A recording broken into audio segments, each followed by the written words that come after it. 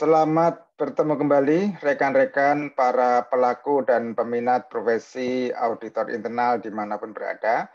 Bersama saya Bayu Triasoto CIA, kita akan melanjutkan pembahasan kita mengenai materi CIA review yang telah kita lakukan sebelumnya, yaitu kita masih melakukan pembahasan di part 1 ya, rekan-rekan semuanya, Bapak Ibu semuanya, kita masih melakukan pembahasan di part 1 ya. Sebelumnya kita telah membahas di pendahuluan part 1 dan study unit 1 dari Claim CIA Review System. Pada kesempatan kali ini kita akan memasuki pembahasan pada study unit 2 Claim CIA Review System yang mencakup atau memuat ya materi dari 3 domain, yaitu Independence and Objectivity, ya, domain 2, ya, kemudian Proficiency and Due Professional Care, domain 3, dan Quality Assurance and Improvement Program atau domain 4. Ya. Nah, pembahasan kita dalam part 2 ini, ya, jadi ketiga domain ini dalam Claim CIA Review System dibahas dalam satu study unit, ya, study unit 2. Namun dalam pembahasan kita akan pecah ya, kita akan bagi menjadi 3 tayangan ya sesuai dengan topik di masing-masing domain. Ya, jadi pada kesempatan kali ini kita akan membahas terlebih dahulu mengenai topik Independence and Objectivity yang secara keseluruhan merupakan 15% dari keseluruhan materi di part 1. Baik Bapak Ibu, kita akan masuk ya ke melalui pemahaman mengenai atribut standar ya. Jadi ketiga domain ini ya adalah merupakan topik atau kelompok dari masing-masing atribut standar ya. Sebelumnya materi mengenai kelompok yang pertama, purpose, authority, and responsibility sudah kita bahas pada materi atau pembahasan sebelumnya. Dan ini adalah materi yang akan kita bahas ya pada kesempatan kali ini, yaitu independence and objectivity sebagai kelompok yang kedua dari atribut standar begitu ya. Nah, di sini kita bisa melihat ya materi silabus ya untuk independence dan objectivity ini terdiri dari 4 topik ya Bapak Ibu ya. Yang pertama ya adalah menginterpretasikan atau memahami independensi organisasi dari kegiatan audit internal ya mengenai kepentingannya ya atau importance tingkat pentingnya independensi ya, kemudian kita belajar mengenai functional reporting ya. Nah, ini akan diharapkan dipahami pada level basic ya.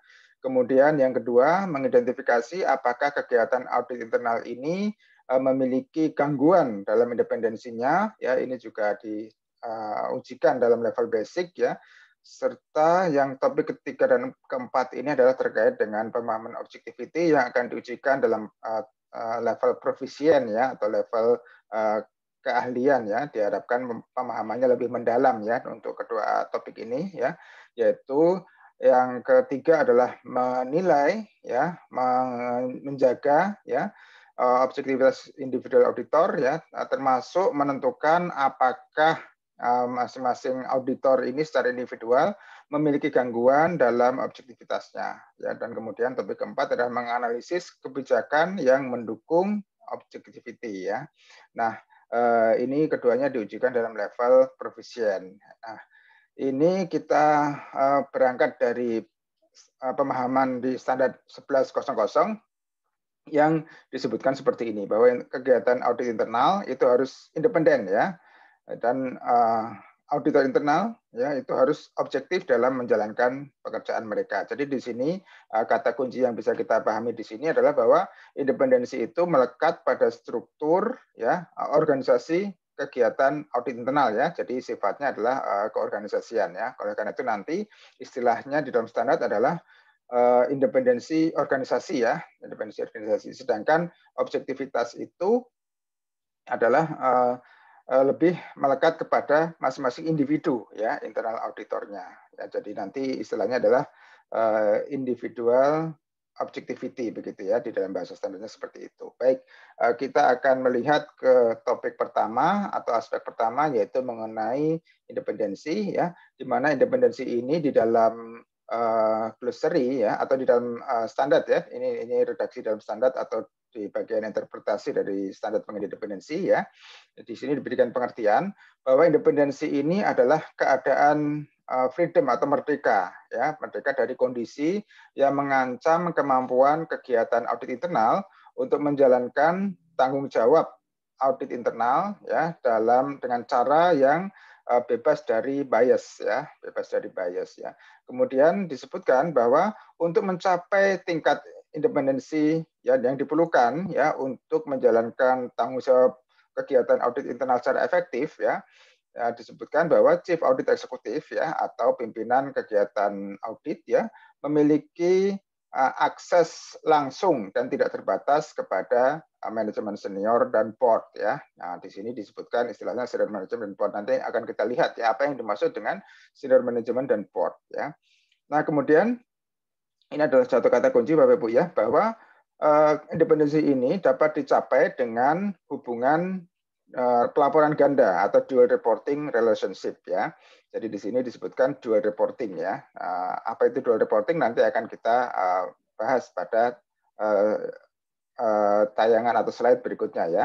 Ancaman terhadap independensi harus dikelola ya, baik pada tingkat individu auditor, tingkat penugasan, ya, tingkat fungsional maupun tingkat organisasi ya. Jadi di sini ada beberapa kata kunci ya. Yang pertama adalah mengenai definisi independensi itu sendiri ya. Kemudian persyaratan ya.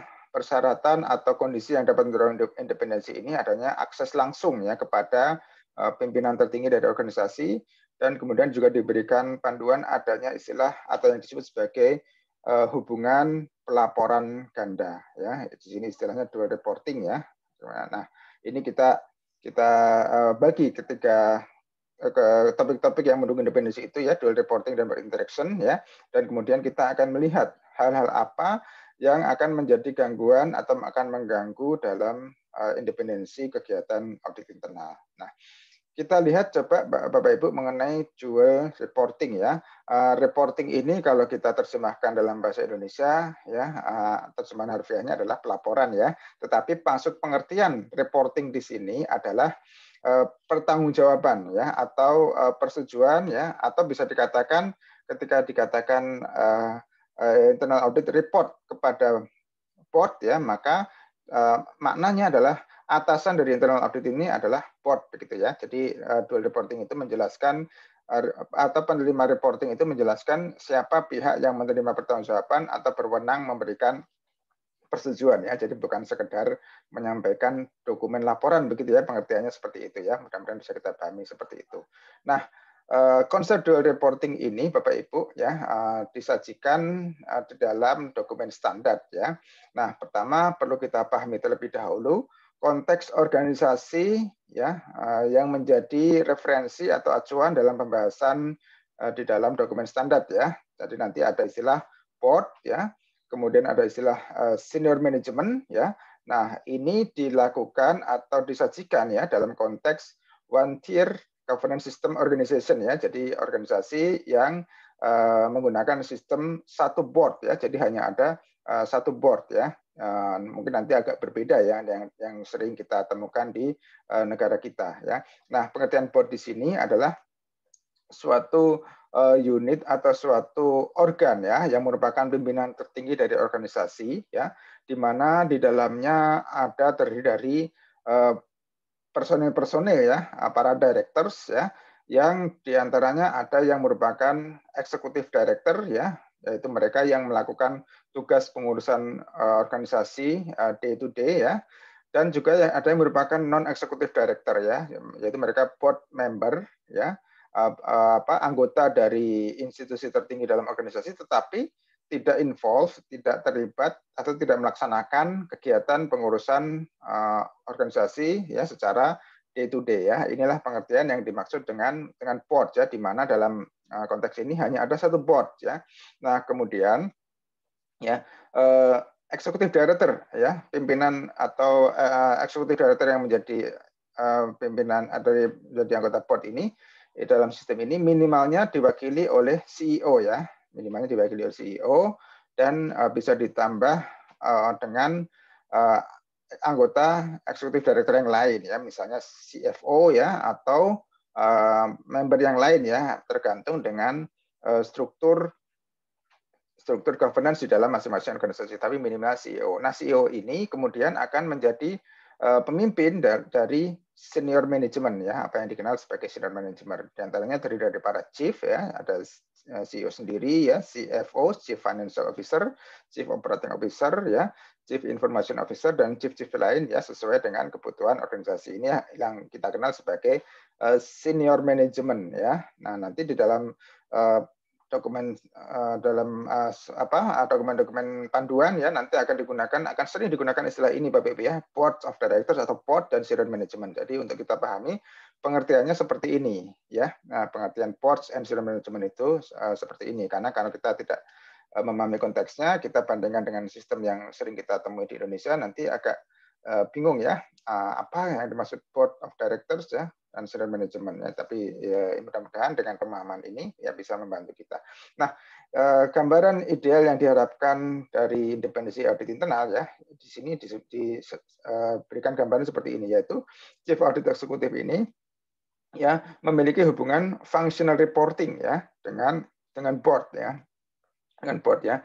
Nah, apa itu functional reporting ya, dijelaskan dalam interpretasi dari standar 1110 ya, bahwa financial reporting ini ya mencakup atau misalnya atau contohnya ya adalah hal-hal yang bersifat persetujuan ya terhadap hal-hal yang terkait dengan substansi pelaksanaan kegiatan audit internal ya, seperti ini ya, menyetujui ya piagam audit internal ya, kemudian memberikan persetujuan kepada rencana audit berbasis risiko ya, kemudian menyetujui rencana anggaran dan sumber daya dari internal audit ya, kemudian menerima komunikasi dari Chief Audit Executive dari pelaksanaan kinerja ya atau pencapaian kinerja kegiatan audit internal ya dibandingkan dengan rencananya ya, rencana program kerjanya dan hal-hal lain ya.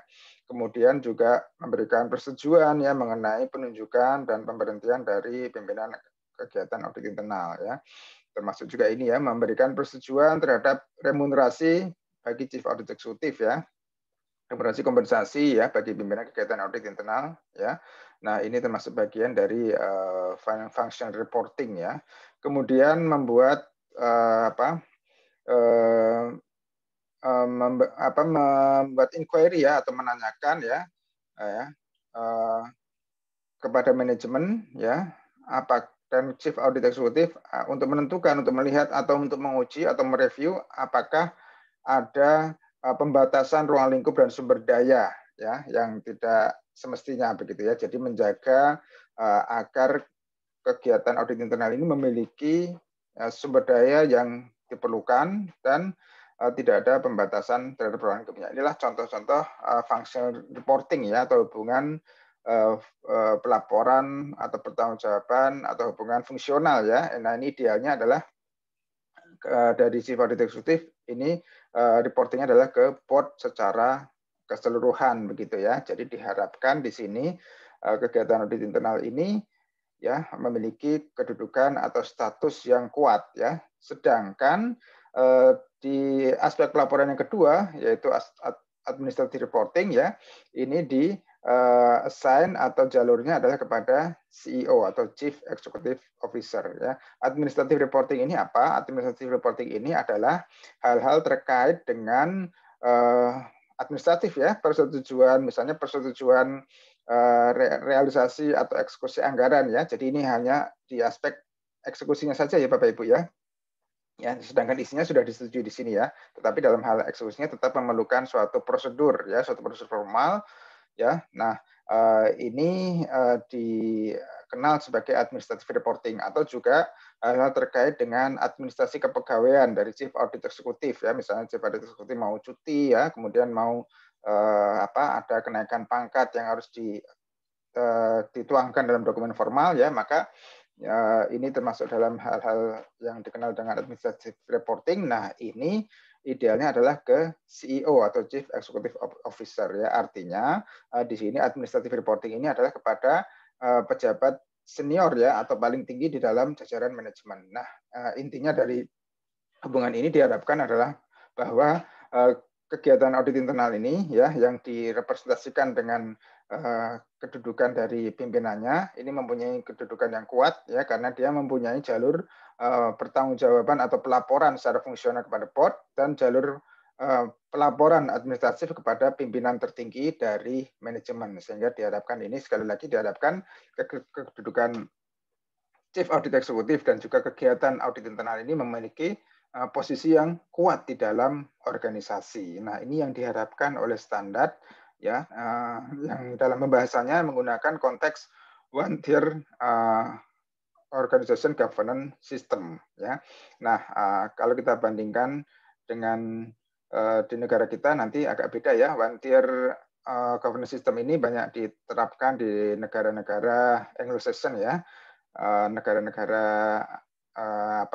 persemakmuran juga menerapkan ini ya, seperti di Inggris sendiri, Amerika Serikat ya, kemudian juga di negara-negara tetangga kita, Australia, Malaysia, Singapura ya juga menerapkan sistem seperti ini ya. Sedangkan di negara kita menggunakan two tiers governance system ya, strukturnya adalah seperti ini ya.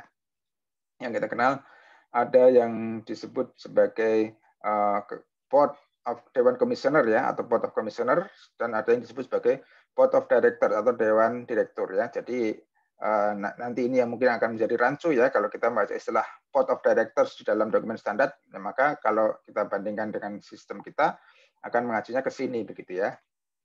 Ya sedangkan di sisi lain ada dewan ada juga dewan komisioner ya atau dewan komisaris ya karena di dalam sistem ini ya ada dua dewan begitu ya. Nah, kalau kita melihat kepada aktual ya kondisi aktual atau realitas yang banyak terjadi di sistem di negara kita ya sistem organisasi negara kita khususnya organisasi PT ini ya bahwa Chief Audit Eksekutif ini secara faktual memiliki functional reporting dan administrative reporting kepada direktur utama ya sedangkan di sisi lain Chief Audit Eksekutif atau kepala audit internal ini juga memiliki jalur komunikasi ya sifatnya jalur komunikasi kepada komisaris ya dewan komisaris ya. Nah yang dalam pelaksanaannya yang banyak didelegasikan kepada komite audit. Nah, ini juga ya Bapak Ibu ya bahwa pelaksanaan tugas board ini ya dalam menerima hubungan atau dalam berhubungan berkomunikasi dengan Chief Audit Eksekutif ini juga dalam prakteknya sering didelegasikan kepada komite audit. Ini juga berlaku juga bagi organisasi yang berbasiskan pada one tier governance system ya. Nah, ini Bapak Ibu ya, ini pemahaman atau pengetahuan mengenai praktek di negara kita ya.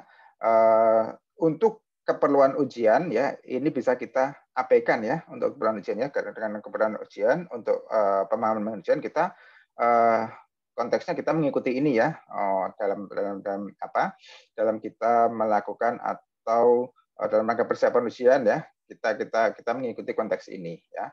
Nah tadi seperti saya sampaikan bahwa dalam pelaksanaan atau hubungan functional reporting antara Chief Audit Eksekutif dan Board of Directors ini, Board of Directors ini dapat diwakili ya atau pada umumnya diwakili oleh komite audit ya. Jadi audit komite ini fungsinya adalah sebagai wakil dari board ya. Jadi nanti ketika disebutkan dalam soal ya functional reporting kepada Board of Directors atau functional reporting kepada Board of Directors melalui audit komite atau functional reporting kepada komite audit itu statusnya sama ya, Jadi komite audit sebagai wakil dari boards di sini ya, di sini Board of Directors atau boards ya di dalam konteks one tier organization governance system begitu ya. Nah ini Bapak Ibu mengenai independensi ya, untuk kita pahami ya sekali lagi bahwa untuk keperluan analisis dan pengerjaan soal dan pemahaman kandungan atau materi dari standar dan panduan-panduan profesi lainnya ya kita mengacu kepada konteks boards ya dalam one tier organization governance system begitu ya. Nah Kemudian aspek selanjutnya ya setelah kita membahas mengenai hubungan pelaporan ya atau hubungan bertanggungjawaban antara Chief Audit Executive dengan board dan senior management ya, maka aspek lain yang diharapkan akan membantu memperkuat independensi kegiatan audit internal adalah akses langsung ya kepada board atau dewan ya. Nah, di sini ya. Nah, di sini disebutkan di dalam standar ya, dalam standar 1111 ya, bahwa Chief Audit Executive atau pimpinan kegiatan audit internal itu harus berkomunikasi dan berinteraksi langsung dengan board ya. Nah, ini misalnya disebutkan forum-forum untuk interaksi itu ya, misalnya dengan berpartisipasi atau turut serta dalam meeting audit komite, pertemuan rapat-rapat audit komite atau rapat board secara keseluruhan ya. Atau juga ya berkomunikasi mengkontak ya berbicara dengan ketua ya atau anggota dari board ya. Tadi dalam bagian tadi ya bahwa board itu dipimpin oleh seorang ketua ya atau chairperson ya, chairperson ya, dan juga di dalam susunan board itu sendiri ada anggota-anggotanya ya. Nah, di sini ya salah satu bentuk ya, salah satu bentuk komunikasi langsung dengan board adalah internal audit ini bisa mengkontak langsung ya dengan pimpinan atau anggota board ya. Ya, tentunya untuk membahas masalah-masalah yang dirasa penting ya, ada permasalahan-permasalahan dirasa penting ya. Nah, maka di situ CAE ini mengkontak atau berkomunikasi langsung dengan pimpinan ya atau anggota dari board ya. Kemudian juga melakukan meeting ya atau pertemuan secara private ya atau secara khusus ya dengan board atau dewan dan audit komite ya tanpa kehadiran manajemen senior ya, artinya di sini agar Chief Audit Executive ini bebas menyampaikan apa-apa yang menjadi concern-nya begitu ya. Nah, ini salah satu contohnya. Kemudian juga pertemuan ya one on one ya, pertemuan langsung ya pertemuan antara Chief Audit Executive ya khusus dengan pimpinan dewan atau pimpinan audit komite ya, ketua dewan atau ketua audit komite ya, baik melalui pertemuan langsung atau bisa juga melalui panggilan telepon ya. Tentunya ini untuk membicarakan hal-hal yang menjadi concern ya, ada hal-hal yang urgent, signifikan ya, atau hal-hal lain yang perlu dibicarakan ya antara pimpinan audit internal dengan ketua ya board atau ketua audit komite ya. Nah, ini ya mengenai komunikasi langsung ya, komunikasi langsung antara antara pimpinan kegiatan audit internal atau Chief Audit Executive dengan board ya. Nah, ini Bapak Ibu ya mengenai hubungan ya atau interaksi antara pimpinan atau ketua atau Chief Audit Executive dengan board ya, tadi disebutkan dalam standar 1111 ya. Ya, kemudian berikutnya kita akan membahas mengenai hal-hal yang akan mengganggu independensi kegiatan audit internal ya. Nah, ini yang pertama kita akan melihat dulu di pembahasan atau di apa yang diuraikan dalam standar 1112 ya. Ya, di sini bahwa di dalam beberapa organisasi ya pimpinan kegiatan audit internal ini ya diberikan peran melebihi atau di luar peran-peran internal audit ya.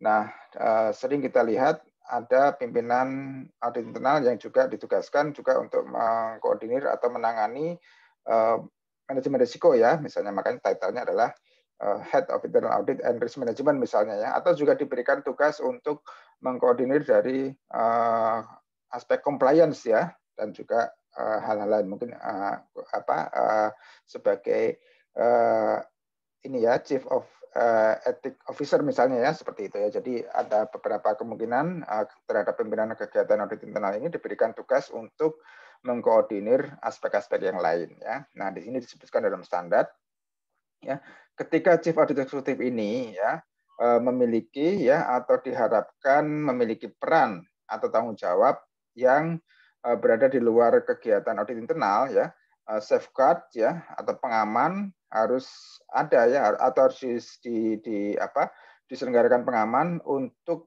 membatasi ya gangguan terhadap independensi atau objektivitas ya. Nah, di sini disebutkan interpretasinya ya. Seperti yang saya sampaikan tadi ya, bahwa di beberapa organisasi ya ada kemungkinan pimpinan audit internal ini diberikan tugas untuk mengkoordinir dari hal-hal lain atau bidang-bidang lain ya seperti manajemen risiko ya yang banyak terjadi ya. Nah, kemudian disebutkan bahwa peran ini ya dapat mengganggu ya mengganggu secara faktual atau secara appearance ya dikesankan memiliki kesan mengganggu ya independensi organisasi atau objektivitas individu dari auditor internal ya. Nah, di sini disebutkan ya adanya safeguard yang harus dilakukan atau harus dirancang ya, yaitu adanya kegiatan pengawasan ya yang dapat diambil oleh dewan ya untuk mengatasi ya potensi pelemahan ini dan termasuk kegiatan-kegiatan ya termasuk kegiatan-kegiatan seperti secara periodik melakukan evaluasi terhadap jalur pelaporan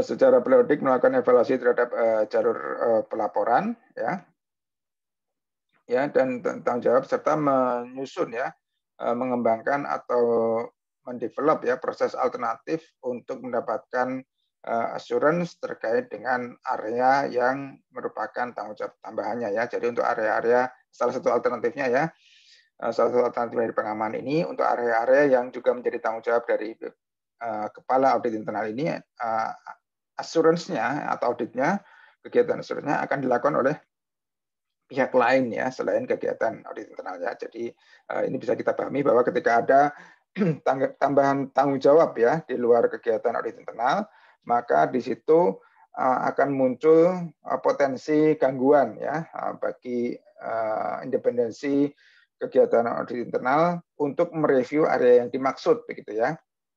Nah, di sini yang diharapkan di sini adalah diselenggarakan atau dibentuk atau dilaksanakan suatu pengaman ya. Jadi diselenggarakan suatu pengaman ya bisa merupakan kegiatan pengawasan ya yang dilakukan oleh dewan ya untuk mereview ya apakah untuk mereview sejauh mana terjadi potensi gangguan independensi begitu ya. Dan salah satu alternatifnya adalah mendevelop atau merencanakan agar kegiatan assurance untuk kegiatan tambahan yang menjadi tanggung jawab ya atau menjadi tugas dari kepala audit internal itu untuk dilaksanakan oleh pihak lain ya, bisa di outsource ya atau oleh pihak-pihak lain ya di dalam organisasi ya jika tersedia sumber dayanya ya. Nah, itu ya standar 11.12 ya. Kemudian berikutnya ya disebutkan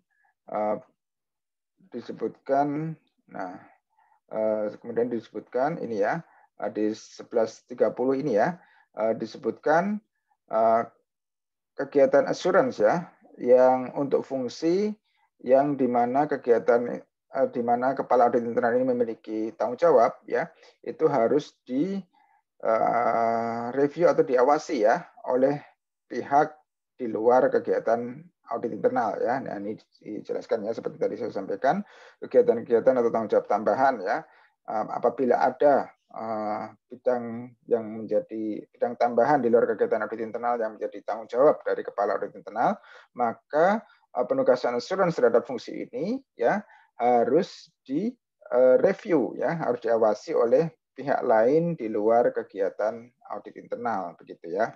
Ya bisa menggunakan alternatif seperti ini ataupun kalau di outsource secara sepenuh itu juga akan lebih ini lagi ya, akan lebih akan lebih independen lagi ya, akan lebih tentu lebih kuat lagi ya dari aspek independensinya. Nah, ini yang di standar 1130 ya. Nah, kemudian ini akan kita lihat udah lebih lanjut ya, contoh-contoh atau kondisi-kondisi yang dapat mengganggu ya independensi dari organisasi audit internal ya. Ini adalah contoh-contoh ya seperti tadi ya sudah kita bahas ya. CIA ya memiliki tanggung jawab fungsional yang lebih luas dari kegiatan audit internal ya, dan juga menjalankan audit ya terhadap area itu ya terhadap area tadi ya. Jadi dia menjalankan tugas juga sebagai atau di bidang manajemen risiko sebagai koordinator manajemen risiko, tapi dia juga melakukan review di bidang manajemen risiko misalnya seperti itu ya. Nah, ini merupakan kondisi yang akan menimbulkan atau mengganggu independensi ya. Atau bukan yang kedua, bukan CIA-nya sendiri tetapi atasannya CIA ya. Jadi di sini pemahamannya bahwa CIA ini ya, kepala audit internal ini ya berada di bawah atau berada di bawah satu pejabat tertentu, dan pejabat ini mempunyai tanggung jawab ya, tanggung jawab atau tugas juga ya yang di luar kegiatan audit internal begitu ya. Jadi misalnya Chief Audit Executive ditempatkan di bawah CFO misalnya ya, atau Direktur Keuangan ya. Direktur Keuangan ini juga memiliki tugas-tugas lain tentunya, tanggung jawab lain di luar internal audit ya. Maka ini juga suatu kondisi juga yang menimbulkan atau mengganggu ya independensi audit internal ya. Atau kondisi yang ketiga ya tidak memenuhi tadi yang telah kita sampaikan ya, CIA ini tidak memiliki akses komunikasi langsung dengan board ya. Itu ya. Jadi ini merupakan gangguan terhadap independensi karena CIA ini tidak dapat menyampaikan materi-materi atau hal-hal yang perlu diketahui atau disampaikan kepada board ya.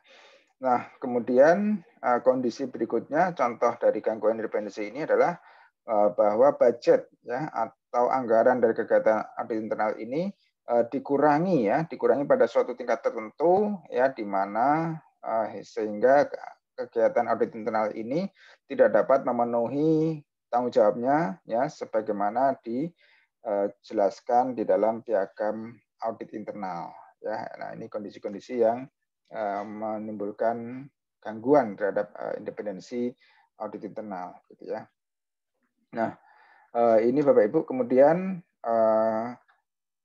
kondisi-kondisi ini ya, kemudian kita berikutnya ya ini ya, termasuk dalam gangguan terhadap independensi adalah adanya pembatasan ruang lingkup ya, yaitu pembatasan yang diterapkan ya kepada kegiatan audit internal yang mengecualikan ya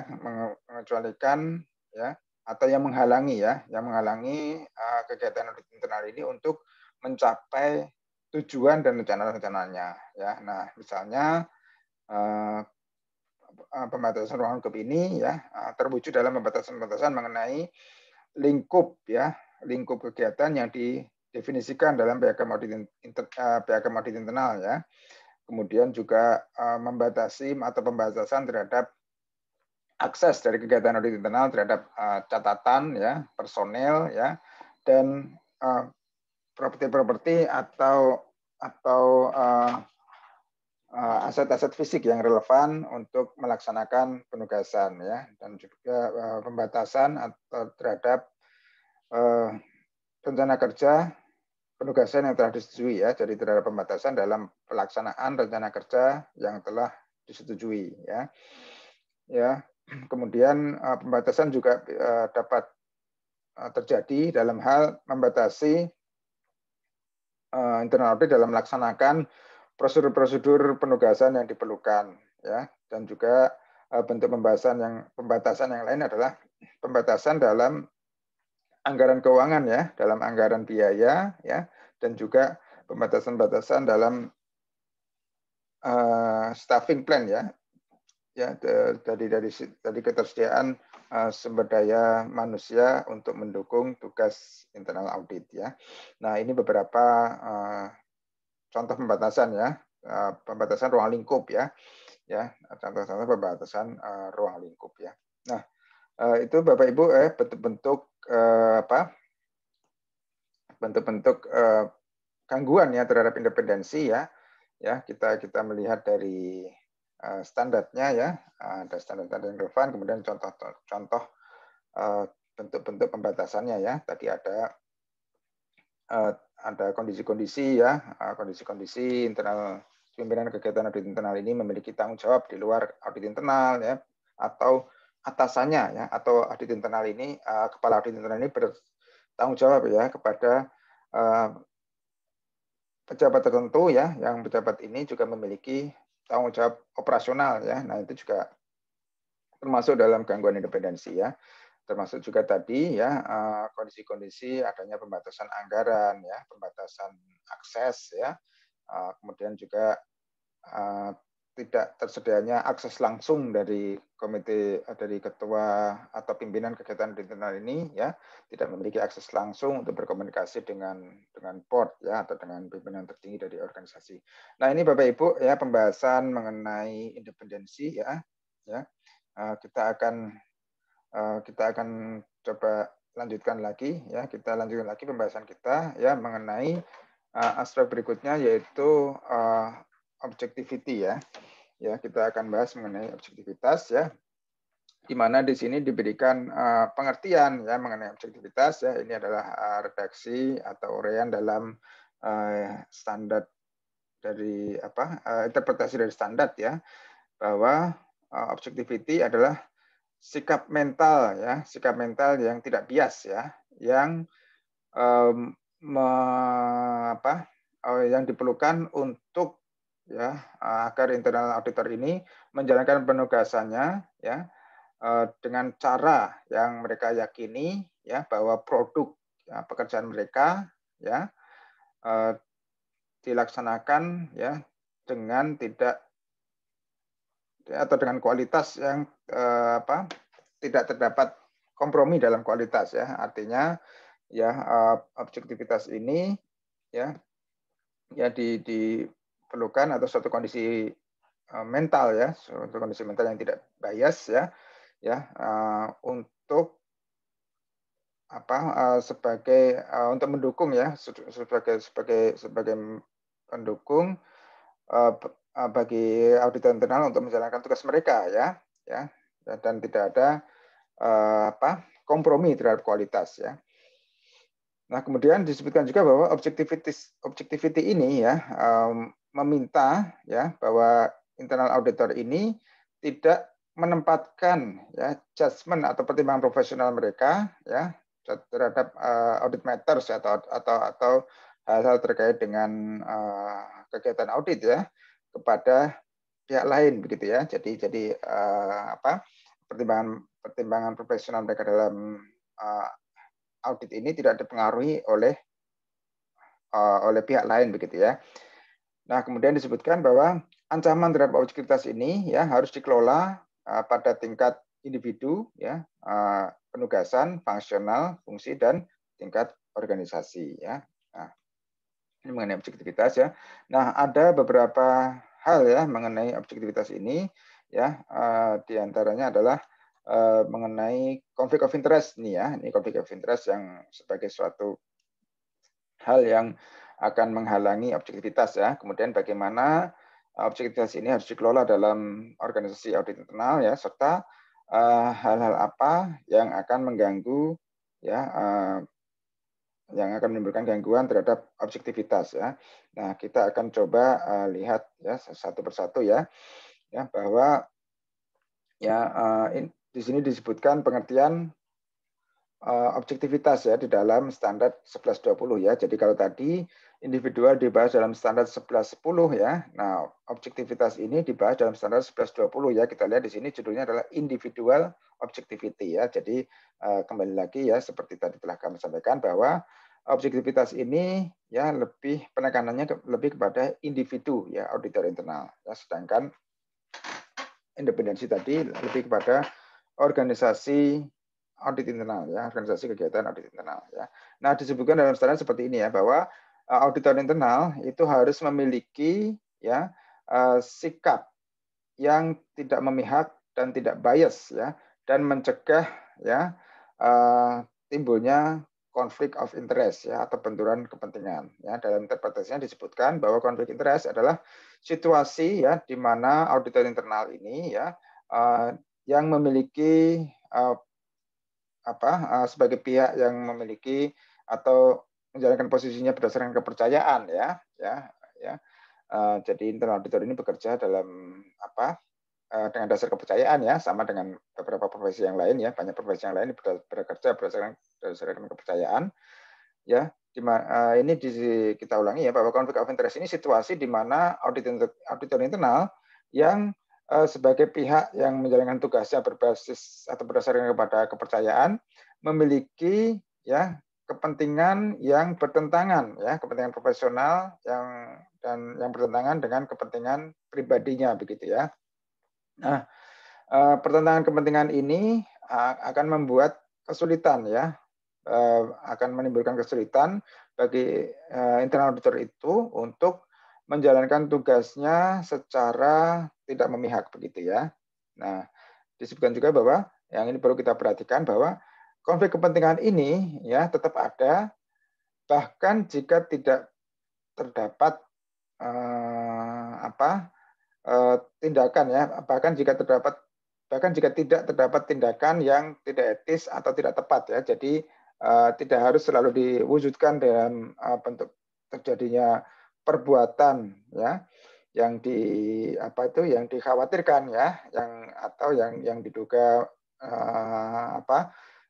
terjadi perbuatan di mana dia memanfaatkan ya terjadinya konflik of interest itu, tetapi bahkan ketika walaupun tidak dilakukan ya, walaupun tidak terjadi kegiatan-kegiatan yang tanda kutip dikhawatirkan tadi ya. Jadi ini semantat dengan melihat posisinya ya, maka itu sudah bisa dikatakan terjadi konflik kepentingan ya. Jadi tidak harus terwujud dalam tindakan, tetapi bahkan dengan posisi pun konflik kepentingan itu sudah dikatakan sudah terjadi begitu ya. Nah, disebutkan ya bahwa konflik of interest ini dapat menimbulkan kesan ya. Jadi ini bukan tidak harus selalu dalam performance ya, dalam apa terjadi dalam kejadian atau tindakan sesungguhnya, tetapi ini konflik of interest ini ya diidentifikasi atau terjadi dalam appearance ya, juga sudah terjadi dalam appearance atau dalam kesan ya. Ya, di sini disebutkan konflik of interest ini dapat menimbulkan kesan bahwa ketidaksesuaian akan menurunkan tingkat kepercayaan kepada audit internal ya, secara perorangan ataupun kegiatan audit internal serta secara kepada profesi begini ya. Jadi bahkan kepada profesi ya. Nah, dilanjutkan bahwa konflik of interest ya, benturan kepentingan ini dapat mengganggu atau menurunkan ya kemampuan individu atau personil untuk menjalankan tugas atau tanggung jawabnya secara objektif ya, begitu ya.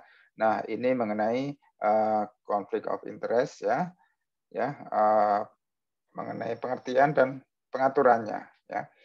Nah, di sini mendapat pengertian khusus karena memang di dalam standarnya sendiri ya disebutkan bahwa harus menghindarkan ya, auditor internal ini harus menghindarkan diri dari adanya situasi konflik of interest ya, atau benturan kepentingan ya. Nah, kemudian aspek kedua dari objectivity ini ya adalah mengelola objektivitas auditor internal ya. Nah, ini mengelola objektivitas dari auditor internal ini merupakan kewajiban ya bagi pimpinan audit internal atau chief audit eksekutif ya. Nah, ini bisa dilaksanakan dengan beberapa cara seperti ini ya, yaitu menyediakan ya menyediakan manual kebijakan ya, memberikan manual kebijakan yang menjelaskan ya antara lain ya ekspektasi atau harapan atau permintaan ya terhadap permintaan untuk ya mindset atau pola pikir tidak bias ya kepada masing-masing internal auditor ya. Jadi di sini Chief Audit Executive ya menggariskan dalam manual atau handbook ya menjelaskan harapan-harapan ya agar para auditor internal ini memiliki mindset ya atau memiliki pola pikir yang tidak bias atau berusaha menjaga ya sikap mentalnya ya agar tidak bias ya di dalam melakukan tugasnya ya. Dan kemudian cara berikutnya yang bisa dilakukan oleh CAE ya atau Chief Audit Executive adalah menyelenggarakan workshop secara rutin ya, workshop atau training secara rutin terhadap konsep objektivitas ya, merimain kembali ya para anggota timnya ya mengenai requirement terhadap objectivity ya, yang permintaan terhadap objectivity ya, kemudian juga contoh-contoh ya situasi-situasi ya mungkin ya bisa diberikan contoh-contoh situasi-situasi yang berpotensi ya mengganggu objektivitas serta sikap-sikap yang diambil ya. Ini bisa menggunakan contoh-contoh kasus ya, contoh-contoh kasus yang ada yang dialami begitu ya baik oleh personel dalam tim internal audit sendiri atau mungkin bisa menggunakan contoh-contoh lain yang ada ya. Nah, kemudian yang berikutnya adalah mempertimbangkan potensi ya, potensi gangguan terhadap objektivitas ya ketika menugaskan ya auditor internal terhadap penugasan-penugasan tertentu ya. Jadi di sini pertimbangkan ya ketika pimpinan audit internal ini akan menugaskan ya auditor internal terhadap penugasan tertentu, maka dia mereview ya atau mempertimbangkan apakah terdapat potensi gangguan objektivitas begitu ya. Nah, kemudian yang berikutnya juga yang harus jadi perhatian ya adalah mengenai ukuran-ukuran yang digunakan untuk evaluasi kinerja serta sistem kompensasi ya auditor internal yang bisa berpotensi mengganggu objektivitas auditor internal ya. Misalnya dalam penilaian kinerjanya ya, salah satu ukuran yang digunakan dalam penilaian kinerjanya ya banyak organisasi menggunakan hasil survei ya, hasil survei kepuasan ya dalam hasil survei kepuasan dari para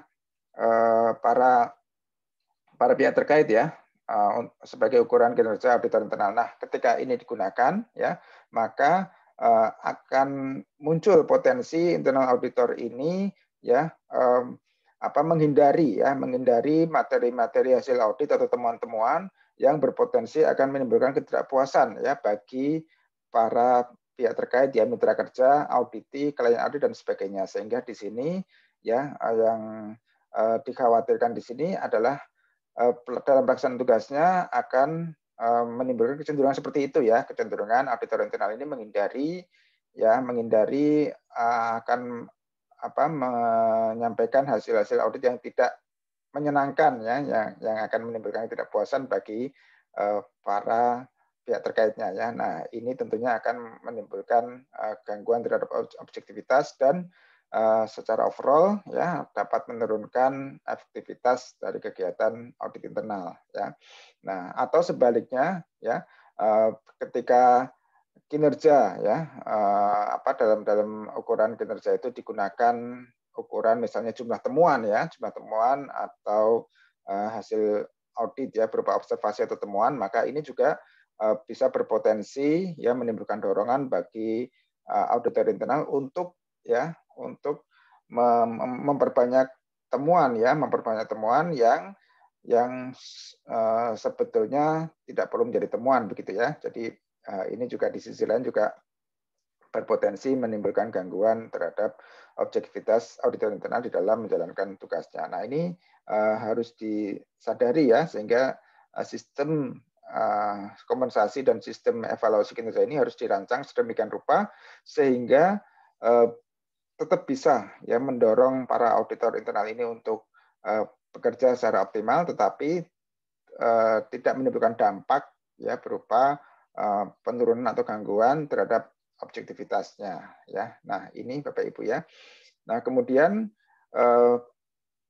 CAE ya atau pimpinan audit internal ini juga harus melakukan penilaian ya, penilaian terhadap objektivitas ya dari para auditor internal yang menjadi anggota timnya ya, dan juga memelihara atau menjaga ya objektivitas itu ya. Nah, disebutkan di sini ya bahwa CAE ya harus menyelenggarakan ya kebijakan dan prosedur untuk menilai, mengakses ya objektivitas dari para auditor internal ya. Nah, asesmen dan penilaian ini ya, penilaian dan penilaian ini dapat berupa ya review periodik ya terhadap konflik of interest ya, review secara periodik terhadap konflik of interest atau review sesuai keperluan ya dalam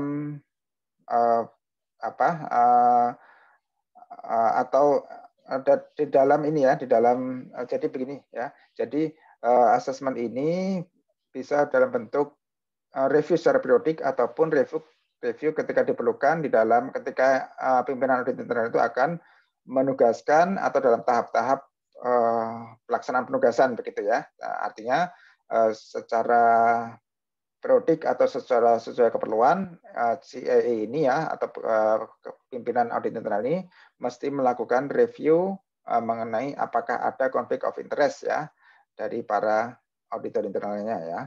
Nah, kemudian di poin kedua disebutkan bahwa tanggung jawab untuk menjaga ya. Kalau yang poin A tadi tanggung jawab untuk mengakses ini ada pada CAE ya. Nah, pada poin kedua tanggung jawab untuk menjaga objektivitas ini ya, ini ada pada CAE pimpinan kegiatan audit internal serta masing-masing audit internal ya. Jadi tanggung jawab untuk menjaganya ini ada pada semuanya gitu ya. Kalau tanggung jawab untuk menilainya itu ada pada CAE ya, sedangkan tanggung jawab untuk menjaga objektivitas ini ada pada semua personil auditor internal ya. Nah, ini internal disebutkan ya bahwa internal auditor ini juga harus waspada ya atau aware ya terhadap kemungkinan munculnya konflik interest yang baru ya, yang muncul ya, yang bisa muncul dari perubahan kondisi-kondisi ya, kondisi-kondisi masing-masing orang ya, atau kondisi-kondisi dari masing-masing auditi ya, yang di mana auditor itu ditugaskan gitu ya. Jadi mungkin muncul situasi baru ya, tadinya tidak ada konflik of interest, tapi kemudian muncul perkembangan situasi yang memunculkan konflik of interest. Misalnya adanya transaksi baru ya, atau misalnya kondisi baru ya. Misalnya ya tadinya tidak ada konflik of interest, tapi ternyata kemudian ya antara auditor dengan auditi ya, tapi ternyata kemudian muncul perkembangan, misalnya ada keluarga dari auditor internal itu ya, yang kemudian misalnya menikah dengan auditi atau keluarga auditi ya. Nah, itu memunculkan situasi baru yang perlu yang perlu direview kembali ya, apakah ada konflik of interest atau sejauh mana konflik of interest itu terjadi ya. Nah, itu bisa terjadi konflik of interest yang muncul dari hubungan keluarga atau mungkin konflik of interest yang muncul dari hubungan transaksi ekonomi ya, misalnya ternyata dalam perkembangannya kemudian ya seorang auditor ya kemudian ternyata memiliki transaksi ekonomi dengan auditi ya, misalnya dia membeli properti ya atau ada transaksi lain. Nah itu harus direview ya, dan kemudian tentu disikapi ya secara sesuai gitu ya. Nah ini ya tanggung jawab untuk melakukan asesmen ya, terhadap objektivitas ya. Nah kemudian kita lihat ya hal-hal yang bisa mengganggu objektivitas ya. Nah, di sini disebutkan dalam standar 1131 ya, yang disebutkan bahwa internal auditor ya harus menghindarkan dari menilai ya atau melakukan review terhadap operasi ya, suatu kegiatan tertentu yang sebelumnya menjadi tanggung jawab mereka begitu ya. Jadi tidak boleh ini dalam kondisi ketika ada perpindahan ya personil ya dari unit lain ke unit internal audit ya, maka di sini internal auditor ini ya tidak boleh ya atau harus menghindarkan dari mereview ya kegiatan-kegiatan yang sebelumnya menjadi tanggung jawab mereka ya. Nah, dijelaskan lebih lanjut bahwa objektivitas ini ya dianggap akan terganggu ya ketika seorang internal auditor ya memberikan kegiatan assurance ya memberikan layanan assurance terhadap suatu kegiatan yang sebelumnya ya internal auditor itu ya memiliki tanggung jawab dalam tahun sebelumnya ya artinya di sini objektivitas ini dianggap terganggu ya ketika seorang internal auditor itu ya memberikan layanan asuransi terhadap suatu kegiatan yang sebelumnya dalam 1 tahun terakhir ya menjadi tanggung jawab mereka begitu ya. Jadi di sini menjelaskan batasan ya, batasan larangan dari seorang auditor internal untuk mereview unit yang sebelumnya merupakan unit mereka ya. Jadi misalnya auditor internal ditransfer atau dimutasi ya dari departemen A ke internal audit ya, maka dia tidak boleh mereview departemen A tersebut sampai berlalu waktu 1 tahun begitu ya. Jadi pengertiannya begitu ya.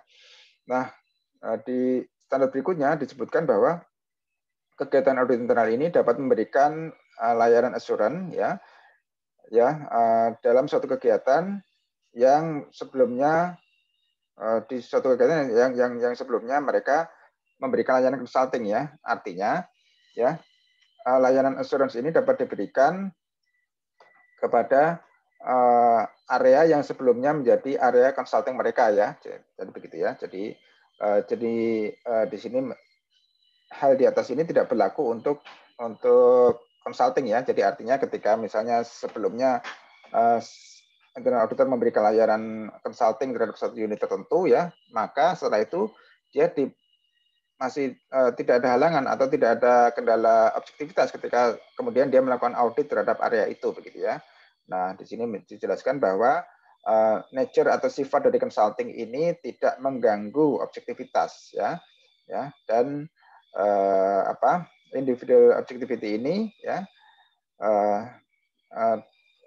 individual objectivity ini masih dapat terkelola ya, masih tetap terkelola ya ketika dalam penyusunan atau penentuan tugas-tugas dari internal auditor itu ya. Nah, kemudian demikian juga di standar berikutnya ya, standar implementasi berikutnya ya khusus berlaku untuk consulting ya. Di sini disebutkan bahwa internal auditor ini dapat memberikan layanan consulting ya terkait dengan operasi yang mereka sebelumnya memiliki tanggung jawab ya, yang sebelumnya menjadi tanggung jawab mereka. Jadi berbeda dengan assurance ya, ketika ada auditor pindah dari suatu unit operasi ke unit audit internal ya, maka ya tidak perlu menunggu 1 tahun bagi auditor internal itu untuk memberikan layanan konsultasi kepada unit yang sebelumnya menjadi tanggung jawabnya ya. Jadi berbeda ya kalau untuk layanan assurance harus menunggu 1 tahun ya, tapi kalau untuk layanan consulting ya tidak ada persyaratan atau ketentuan seperti ini ya. Nah, kemudian berikutnya ya kita akan melihat contoh-contoh ya, terjadi ketika terjadi gangguan ya terhadap objektivitas individu ya yang berdasarkan dari standar yang telah kita baca tadi ya. Nah, di sini disebutkan contoh-contoh ya, contoh-contoh gangguan-gangguan terhadap objektivitas ya. Nah, ini diberikan contoh misalnya seorang internal auditor ya mengaudit area yang sebelumnya ya menjadi unitnya ya. Nah, ini sebelumnya itu belum berlalu 1 tahun begitu ya. Atau ini internal auditor mengaudit area di mana keluarga ya atau keluarganya bekerja ya, keluarga atau teman dekatnya itu bekerja ya, mengaudit suatu area yang di situ ada atau dipimpin atau di situ ada keluarga atau teman dekatnya ya. Nah, ini termasuk gangguan ya terhadap objektivitas ya. Nah, bentuk berikutnya ya misalnya adalah seorang auditor ya menganggap tanpa didasari bukti ya bahwa suatu area yang diaudit itu telah melakukan mitigasi risiko secara efektif ya. Nah, ini tanpa didukung dengan bukti yang memadai, tetapi hanya didasarkan kepada ya pengalaman positif ya auditor ya, misalnya sebelumnya telah melakukan audit dan tidak ditemukan permasalahan ya, maka ini menjadi dasar ya bagi auditor itu untuk menyimpulkan efektivitas ya atau kondisi area yang diaudit ya. Nah, atau kesimpulan itu didapat dari pengalamannya secara pribadi ya, mungkin ketika dia berinteraksi ya, dia berhubungan dengan unit itu ya, secara personal dia merasakan atmosfer yang bagus ya. Kemudian itu menjadi dasar dia menyimpulkan ya area yang diaudit telah memitigasi risiko secara efektif ya. Hanya berdasarkan itu tanpa didasari dengan bukti ya yang cukup ya, maka ini juga termasuk ya situasi terganggunya objektivitas ya, karena dia dipengaruhi oleh pengalaman sebelumnya atau pengalaman pribadinya ya. Nah, kemudian bentuk gangguan berikutnya ya adalah bahwa ketika auditor internal ini ya memodifikasi atau mengubah ya rencana atau pendekatan yang telah direncanakan atau hasil ya berdasarkan kepada pengaruh pengaruh yang tidak sesuai ya, pengaruh yang tidak semestinya dari personal yang lain ya, dari orang lain ya. Yang di sini seringkali ya yang memberikan pengaruh itu adalah orang yang senior ya, orang-orang yang posisinya lebih senior dari internal audit ini ya, tanpa ya justifikasi yang memadai ya. Nah, ini contoh-contoh situasi yang bisa menimbulkan gangguan terhadap objektivitas ya. Nah, ini ya. Kemudian berikutnya Bapak Ibu ya, situasi yang berpotensi menimbulkan gangguan terhadap objektivitas adalah adanya ini fee ya atau upah atau fee ya, honorarium ya, gift pemberian ya, hadiah-hadiah ya, atau pemberian hiburan ya, hiburan entertainment ya, memberikan kesenangan begitu ya. Nah, disebutkan ya bahwa internal auditor ini ya ini uraian dalam panduan ini Bapak Ibu ya, dalam implementation guide ya Bapak Ibu ya. Jadi apa yang kita bahas ini dari panduan-panduan penerapan ya sebagai penjelasan lebih lanjut dari standar ya.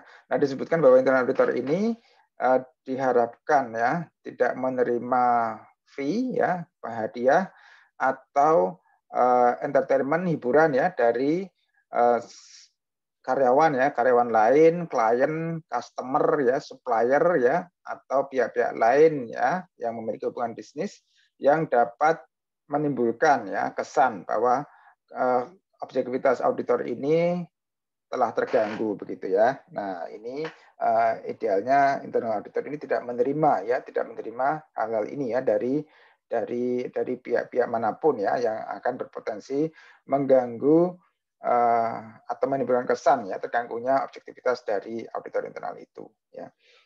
Nah, di sini dijelaskan ya bahwa ya kesan atau anggapan gangguan terhadap objektivitas ini ya akan tetap muncul ya baik dalam penugasan sekarang atau penugasan di masa yang akan datang yang dilaksanakan oleh auditor itu. Jadi walaupun pada saat ini tidak sedang mengadakan audit terhadap area area yang di mana para pihak ini terkait begitu ya, tetapi ini tetap harus dihindari karena berpotensi nanti menimbulkan kesan tidak objektif dalam penugasan-penugasan yang akan datang ya, mungkin nanti tahun depan atau beberapa tahun lagi ya, atau beberapa bulan lagi akan melakukan audit terhadap area di mana para pihak yang memberikan hadiah-hadiah ini memiliki keterkaitan, maka itu akan tetap memunculkan atau menimbulkan potensi gangguan objektivitas ya,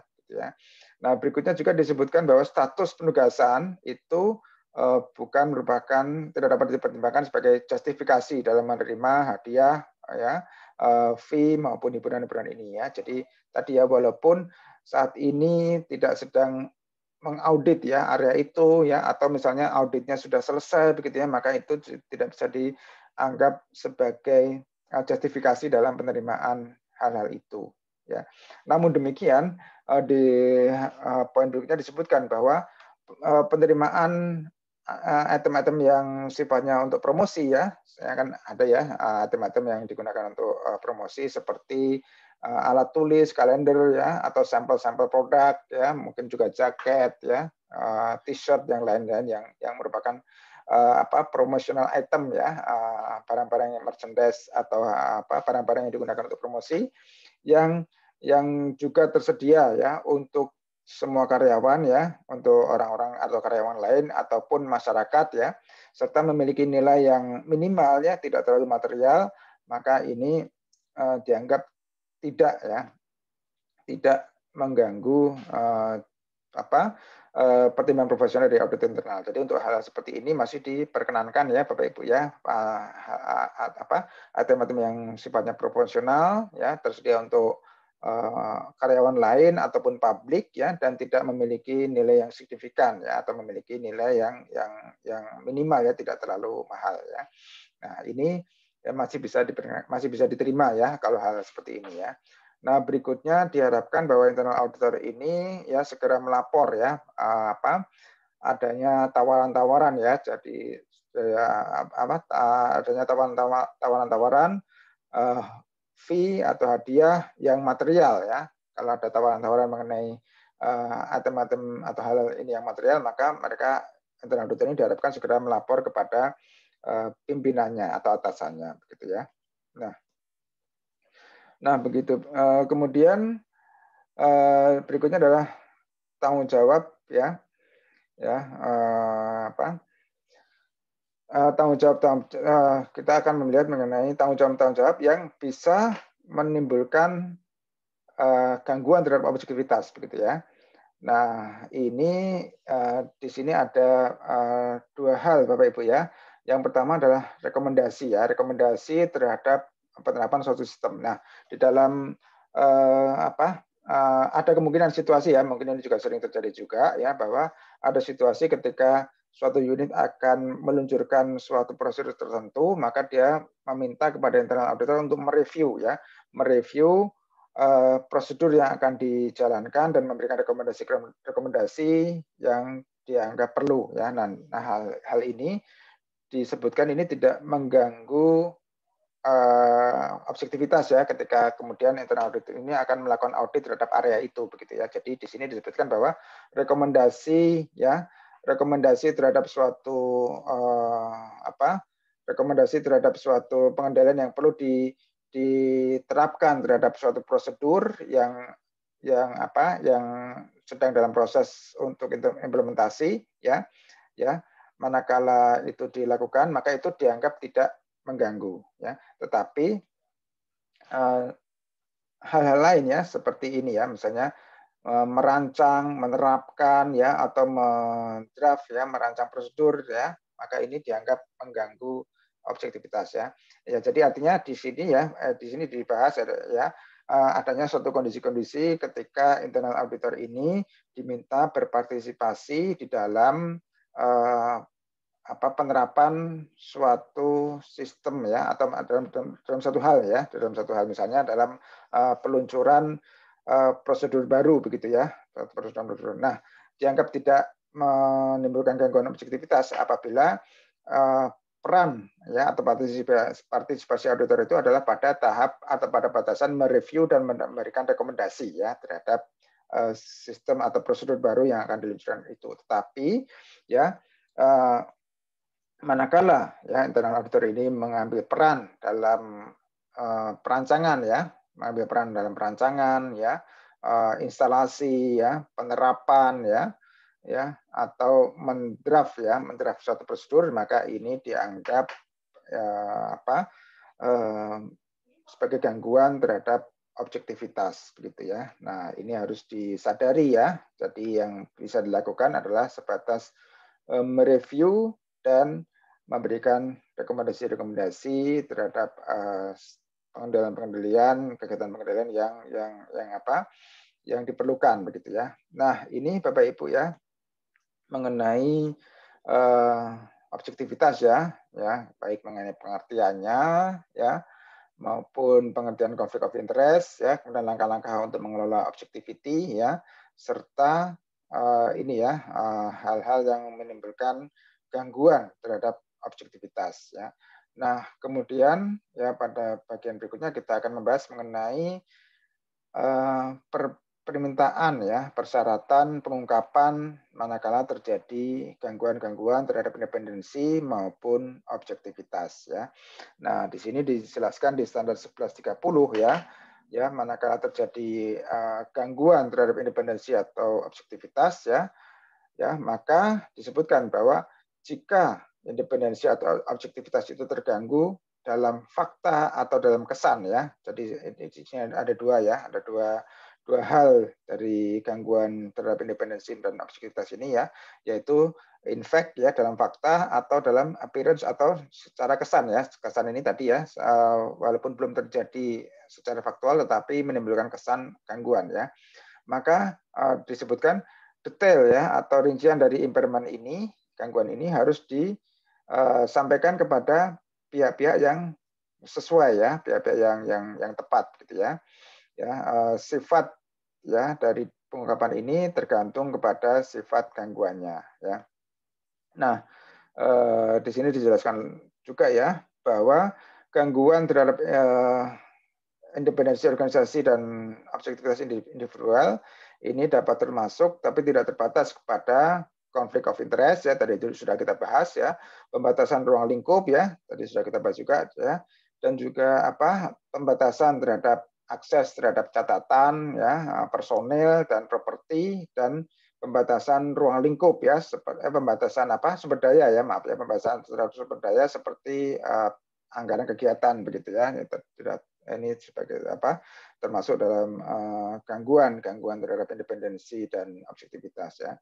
Nah, penentuan terhadap pihak-pihak yang yang tepat ya untuk menerima pengungkapan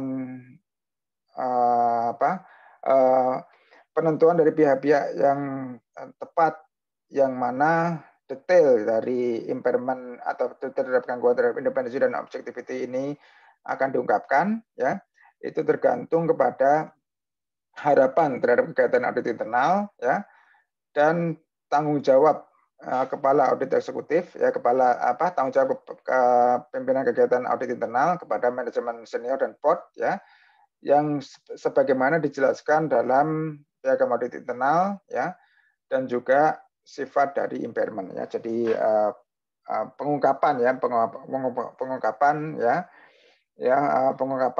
detail dari gangguan terhadap independensi dan objektivitas ini ya, ini tergantung kepada situasi dalam organisasi itu ya, antaranya adalah ekspektasi atau harapan terhadap kegiatan audit internal ya, dan hubungan antara internal audit internal ya dengan senior manajemen dan board ya, yang bagaimana ini dijelaskan dalam piagam audit internal ya. Nah, kemudian dijelaskan lebih lanjut ya dalam implementation guide ya, bahwa ketika CIA ini ya, pimpinan audit internal ini ya percaya bahwa impairment atau gangguan ini tidak real ya, tetapi menyadari bahwa ada kesan gangguan ya. Jadi gangguannya itu muncul dalam inappearance ya, atau dalam kesan ya. Maka CIA ini ya, pimpinan audit internal ini dapat memilih ya untuk mendiskusikan hal ini ya di dalam meeting atau rapat dalam perencanaan penugasan dengan manajemen operasi atau dengan manajemen di area yang diaudit ya, dan kemudian mendokumentasikan diskusi ini dan menjelaskan pertimbangan-pertimbangan ya, apakah pertimbangan bahwa hal ini bisa atau tidak mempengaruhi atau tidak mengganggu begitu ya. Bahwa persepsi ini dianggap tidak mengganggu dan penugasan audit terhadap penugasan audit kepada auditor internal untuk mengaudit area itu masih bisa diteruskan ya. Nah, pengungkapan ini juga dapat dilakukan dalam laporan hasil penugasan begitu ya. Jadi di sini yang dijelaskan di sini ya adalah bahwa ketika CA ini ya ada mengidentifikasi ya ada gangguan dalam objektivitas, tetapi gangguan itu tidak real ya, tetapi hanya muncul dalam appearance atau dalam kesan ya. Misalnya diketahui bahwa ketua tim yang ditugaskan untuk mengaudit area tertentu itu misalnya teman satu angkatan ya, teman satu angkatan ketika sama-sama masuk dalam perusahaan itu ya. Tetapi kemudian setelah dilakukan klarifikasi kepada ketua tim yang bersangkutan dikatakan bahwa dia tetap bisa menjaga objektivitasnya ya walaupun dalam situasi demikian ya. Maka di sini CAI dapat mengambil kesimpulan ya bahwa potensi gangguan objektivitas itu hanya ada dalam appearance ya, hanya dalam persepsi saja, tetapi dia yakin ya bahwa di dalam pelaksanaan tugasnya internal auditor itu dapat tetap menjalankan tugasnya secara objektif ya. Maka ketika situasi ini terjadi dia dapat memilih ya untuk hanya mendiskusikan ini di dalam lingkup penugasan ya, artinya di dalam diskusi dengan auditi di dalam pertemuan perencanaan audit atau dalam opening meeting ya, misalnya ditegaskan bahwa walaupun ketua tim ini teman dekat atau teman satu angkatan dengan pimpinan auditi misalnya ya, tetapi kita akan tetap menjalankan tugas secara objektif, misalnya ditegaskan seperti itu begitu ya.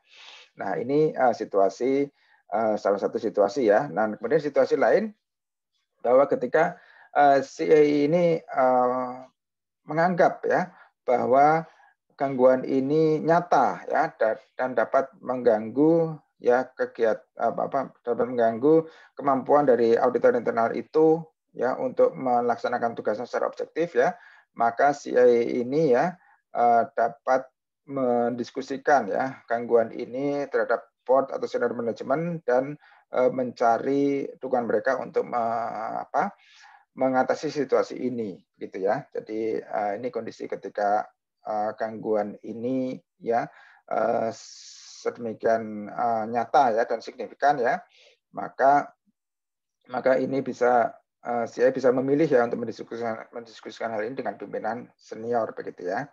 Ya ini ya untuk